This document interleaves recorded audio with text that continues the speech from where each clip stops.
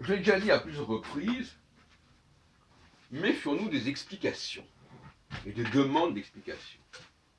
Tout à l'heure, je prenais l'exemple d'instrumentalisation, quelqu'un qui disait,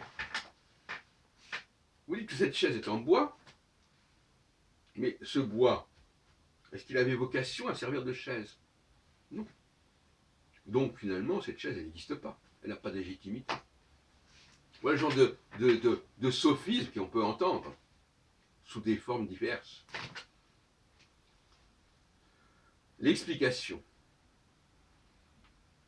L'explication est souvent un processus de déni. Quand je ne suis pas d'accord avec quelque chose, quand je ne veux pas reconnaître la réalité de quelque chose, je demande des explications. Et je sais que là, ça va compliquer, les explications, elles ne vont pas être satisfaisantes, etc. Et au bout du compte, ça va me permettre de douter de l'objet ainsi pointé dont on veut des explications. C'est pas très sérieux. Il y a beaucoup de choses très importantes dans la vie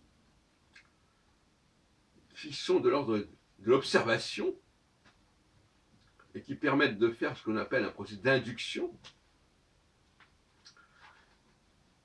mais qui ne débouche pas forcément sur une explication, ici et maintenant.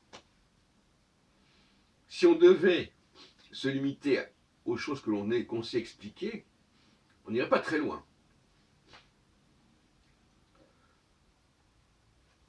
Donc il y a une sorte de terrorisme intellectuel qui nous dit, attendez, là vous êtes en train de parler de quelque chose, vous ne pouvez pas expliquer. Par exemple, si je parle des femmes, je n'ai pas le droit de dire que les femmes sont ceci et les hommes font cela, parce qu'on ne peut pas l'expliquer au niveau génétique, au niveau scientifique. Donc, si on ne peut pas l'expliquer, ça n'existe pas. Et il y a d'autres exemples, toutes sortes de domaines où on ne peut pas expliquer, ça n'a pas d'explication, et donc ça peut me permettre de nier la chose, jusqu'à ce qu'on puisse me l'expliquer. Bon. Voilà, donc non. Il faut combiner l'induction et la déduction. L'induction, j'observe des choses, elles sont là devant moi, je ne peux pas forcément les expliquer. Mais je peux les observer.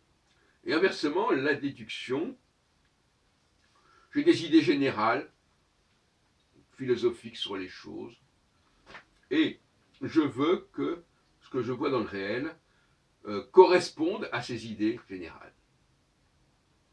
Donc là, je ne suis pas dans le déni de réalité, je construis une réalité en rapport avec mes idées.